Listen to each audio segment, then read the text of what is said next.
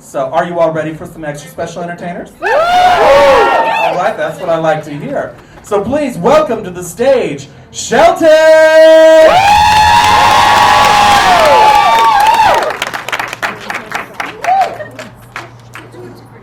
Hello, everybody.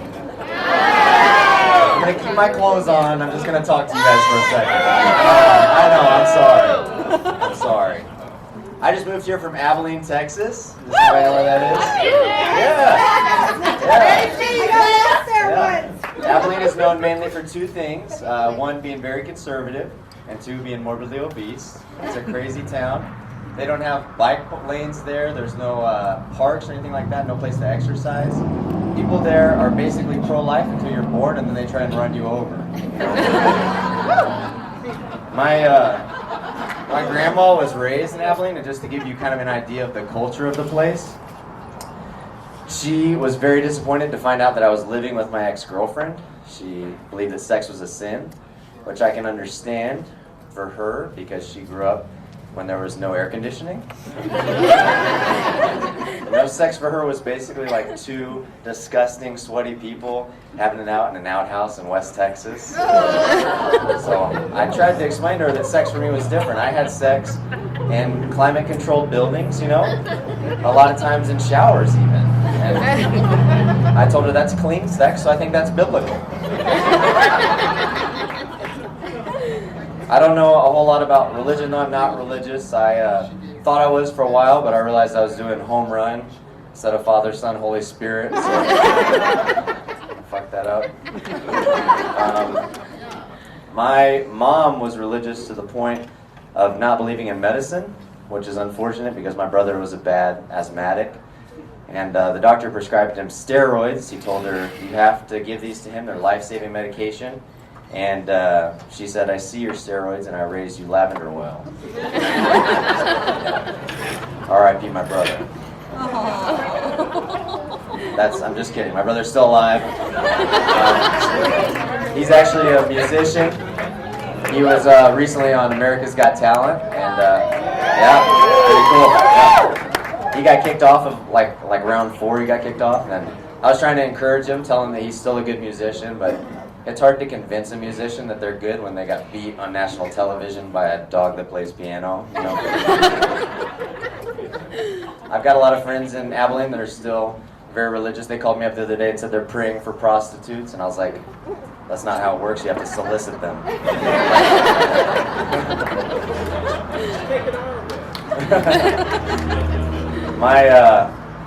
My dad, when I was growing up, this is a true story, my dad was a professional puppeteer, which is a difficult job to explain to like your peers in middle school, you know?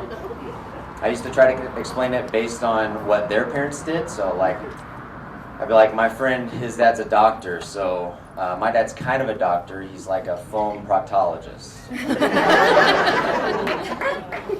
Another friend of mine was the first in our group to discover porn. He was trying to tell us what fisting was. He was like, it's where you get your arm in, you try to get it all the way up to the elbow. And I was like, okay, that sounds a lot like what my dad does. My dad, he traveled around the country doing camps to teach people how to be puppeteers. And a lot of times at these camps, people would come up with their puppets and try to make their puppets talk to his puppet, which made me super uncomfortable. I hated that. I didn't realize how badly it had screwed me up until as an adult I realized that puppet therapy was a thing. I was like, well, I guess I'll just stay fucked up forever. But actually puppet therapy does work. I caved and gave it a shot, and it works pretty well. I actually, as soon as I put that puppet on, emotions that I didn't know I had come pouring out of me, you know? All of a sudden I'm like, Elmo's very sexually frustrated. Elmo just wants his girlfriend to do one thing. It's very simple. Elmo just wants his girlfriend to tickle me. I'm tickling Elmo.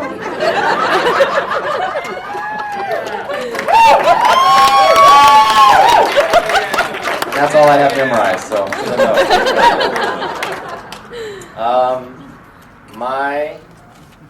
So because I was raised so conservatively and my upbringing was so religious, I have been doing all that I can to try to embrace other, perspectives and open my mind up to other things. hang out with a lot of gay people, and they were really encouraging me last year to do some stuff that I was very uncomfortable with.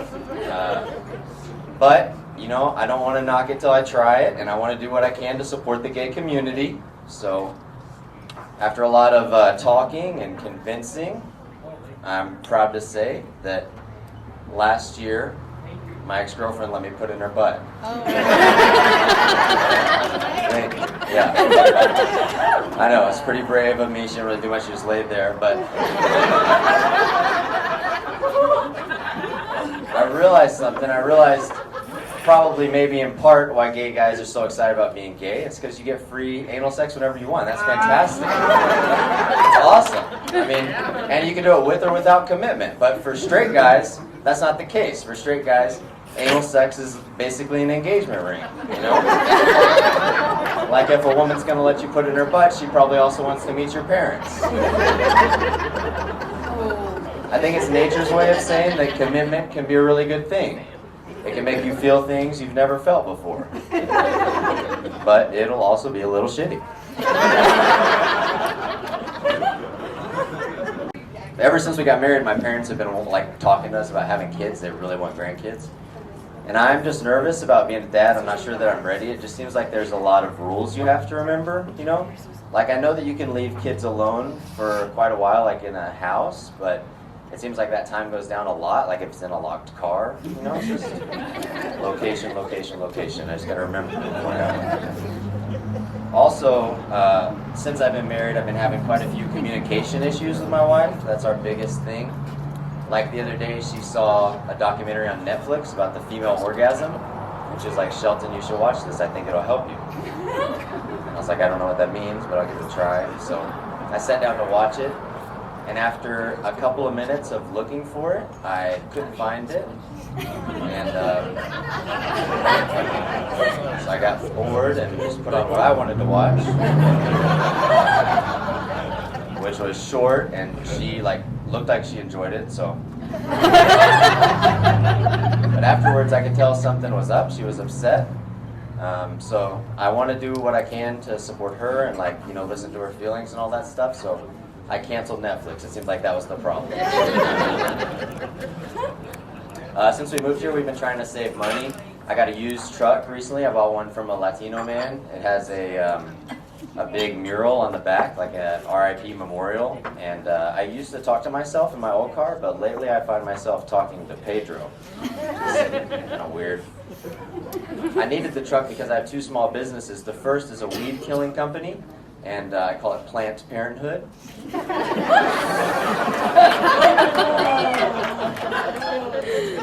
The second is it's a portable brick oven pizza company, but times have been kind of slow with that because there's no events going on.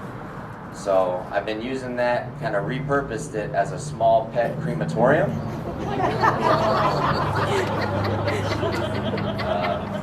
My business is called Doggone Good Pizza.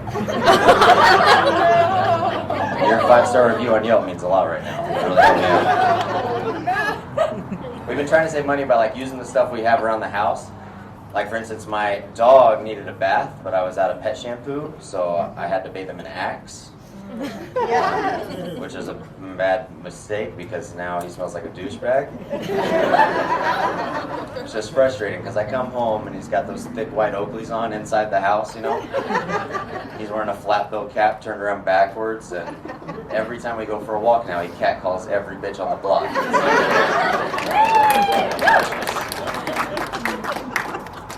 Since I arrived in Colorado, I've been trying to get healthier. In Texas, I was considered fairly fit.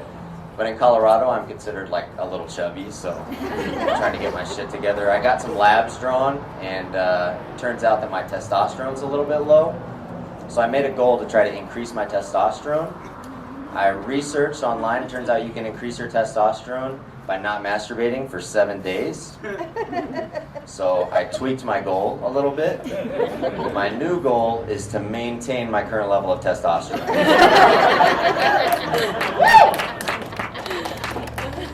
I also did the 23andMe genetic test, which was cool. It gave me good news and bad news. The good news is that I have athletic muscle fibers, so I'm built to run. But the bad news is that I'm predisposed to diabetes, which is unfortunate because basically that means that if I stop running, diabetes will catch me and take my legs. That's a joke about diabetic amputations.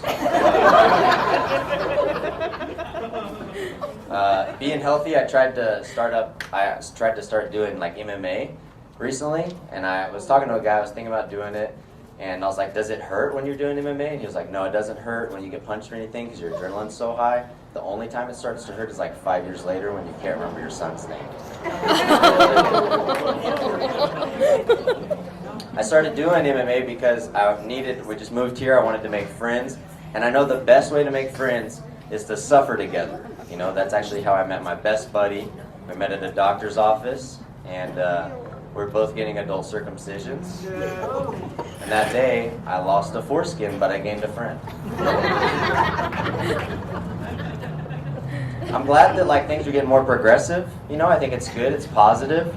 I don't know if you guys have heard, but they're putting Harriet Tubman on the next $20 bill. Yeah, pretty cool. They're also going to put other women's rights leaders on the 10 and the 5, which is pretty cool. But not the 1, and I think that's because the government knows it would be too ironic to put a women's rights leader on the main bill that's used to degrade women. Like, nobody wants to take a bill with Susan B. Anthony's face on it and stuff it into the thong of another woman, you know? I think it's kind of a moral optical illusion, like the stripper is shaking her ass, but it looks like Susan B. Anthony is shaking her head at you. The government knows that's not the future, like nobody's going to be dropping Susan B's in the club. One thing I'm sad about related to the political shift that's happening is that I think dwarf wrestling is going to go away, which is unfortunate. And I think it's going to go away mostly because of groups like the Coalition Against Dwarf Bullying.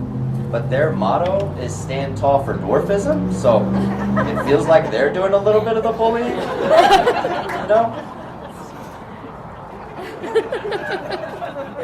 So this is my last joke. Did you guys know that elephants like to paint their toenails red and hide in cherry trees? No? Have any of you ever seen an elephant in a cherry tree? They must be pretty good at it, huh?